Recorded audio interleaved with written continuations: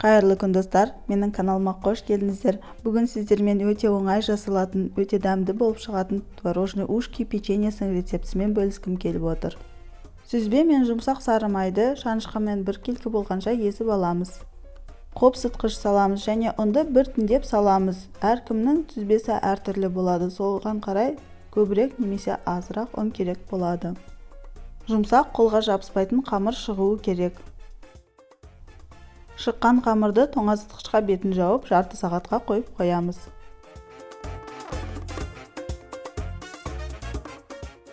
Тоңазытқыштан алып, кішкене илеп жібереміз. Екіге бөліп немесе осылай да жасауға болады. Қалауымызша 2-3 мм-ден 5 мм-ге дейін қалыңдықта қамыр жаюға болады. Қатты кішкентай емес, орташа кесемен домалақшалар кесіп шығамыз. Қалған қамырды қайтадан жайып, қайтадан домалақшалар жасап шығамыз.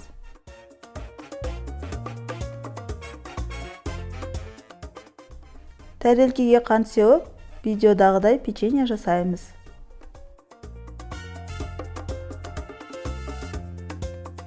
Алдын ала 180 градуста қызып тұрған пеште 20-25 минуттай қызарғанша пісіреміз.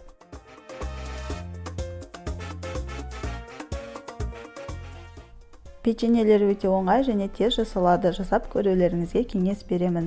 Менің каналыма жазылып, лайк және комментарий қалдыра кетіңіздер. Сіздермен болған баршын келесі видеоларда жүздескенше.